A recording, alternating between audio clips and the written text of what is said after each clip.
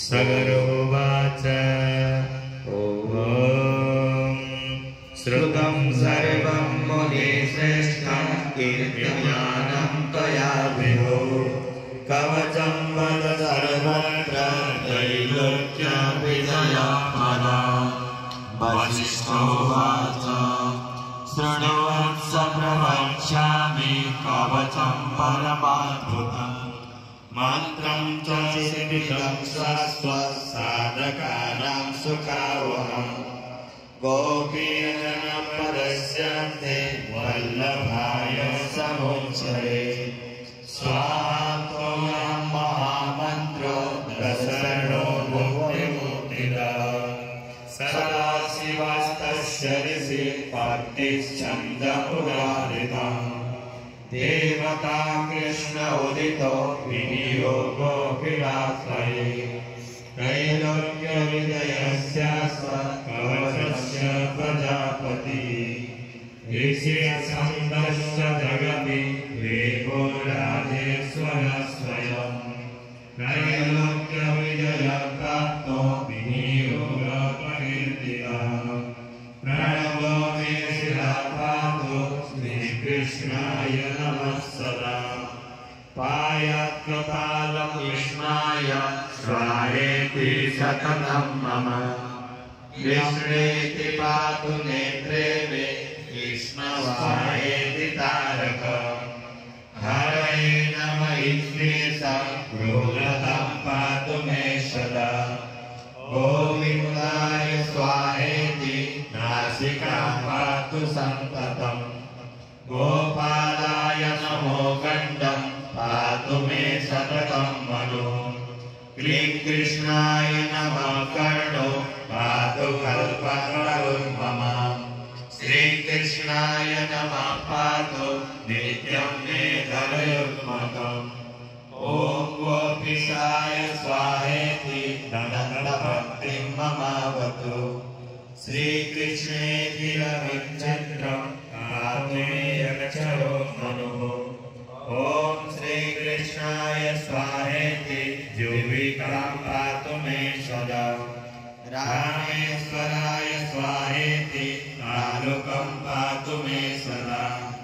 राधिकेशाय स्वाहेति कण्ठं मे पातु सर्वदा नमो गोपीगणेशाय ग्रीवं मे पातु सर्वदा ॐ गोपेशाय स्वाहेति स्कन्दो पातु सदा मम नमः किशोरवेशाय स्वाहा पृष्ठं ममावतु उदरं पातु मे नित्यं मुकुन्दाय नमो नमः श्रीं क्लीं कृष्णाय स्वाहा करो पातु सदा मम ॐ विष्णवे नमः स्वाहा बाहुयुग्मं ममावतु ॐ ह्रीं भगवते स्वाहा नखपङ्क्तिं ममावतु नमो नारायणायेति नखरन्ध्रं ममावतु ॐ ह्रीं श्रीं पद्मनाभाय नाभिं पातु सदा मम ॐ श्रीशाय स्वाहेति ईशां मम सदा वदो नमः कृष्णाय स्वाहेति ब्रह्मरन्ध्रं सदा वदो ॐ माधवाय स्वाहेति बालं मे सर्वदा वदो ॐ ह्रीं श्रीं रसिकेशाय करीं मम सदा वदो नमो गोपीजनेशाय गुरु पातु सदा मम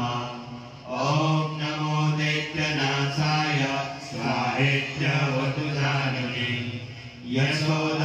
यशोदानन्दनायेति नमो गोत्रव्यवेवतु रासायनप्रियायेति स्वाहा ह्रीं ममावतु विद्याप्रियाय स्वाहेति सकलागणेवतु परिपूर्णमः कृष्ण प्राच्यं मां सर्वदा वतु स्वयं लोकनाथो मार्गेयमिरक्षतु पूर्णब्रह्मस्वरूपश्च दक्षिणे मां सदा वतु नैऋत्यं पातु मां कृष्ण दक्षिणं पश्चिमे पातु मां हरि गोविन्दं पातु भार्याम् उत्तरे रसिकेश्वर ईशान्यमेश्वरः पातु वृन्दावनविहारिणी वृन्दा प्राणेश्वर सस्व पातु मामूर्धनेश्वर सदैव मानवः पातु बलिध्वंसी महाबल जले स्थले सान्तरिक्षे नृसिंहः पातु मां सदा स्वप्ने जागरणे चैव पातु मां माधवः स्वयं सर्वान्तरात्मनिर्लिप्तं पातु मां सर्वतो विभुः ईडिते कथिताम्बोधः सर्वभोगविनाशनं दैलक्यनिलयं नाम कवचं परमेशितो मया श्रुतं शिवमुखात् प्रवक्तव्यं न कस्यचित् गुरुमभ्यास विधिवत् कवचं धारयेत् यः कण्ठे वा दक्षिणे बाहो सोऽपि विष्णुर्न संशयः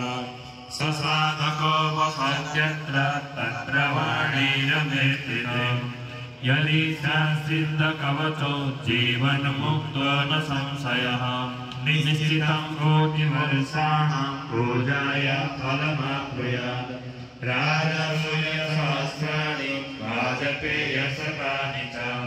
महादानानि अन्येव भुवस्सापि प्रदक्षिणा त्रैलोक्यविजयस्य स्वपदान्तारः प्रभोगवासनियमं स्वाध्याय ध्यायते तथा स्नानन्त सर्वतीर्थेषु नाशहति महामपि सिद्धत्वमहत्त्वं तथा सत्त्वं श्रीहरेरपि यदि स सिद्धकवचं सर्वं प्राप्नोति निश्चितं स भवेत् सिद्धकवचं सर्वं प्राप्नोति प्रियम्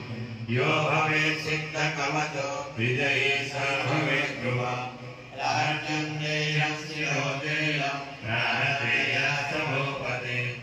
एतत्त्वकवचमवस्थानदेयं सङ्गतेऽपि च मया प्रकाशितं यत्ते चैते सङ्ग्रहणकारणात् मम ज्ञानार्थं चैव तद्विद्धि कुलभास्कर इदं धृत्वा तु कवचं चक्रवर्ती भवान् मम ॐ इति श्रीब्रह्माण्डे महापुराणे वायुप्रोक्ते मध्यमभागे तृतीयोपन्यासपादे भार्गवचरित्रे 37तमोऽध्यायः हरिः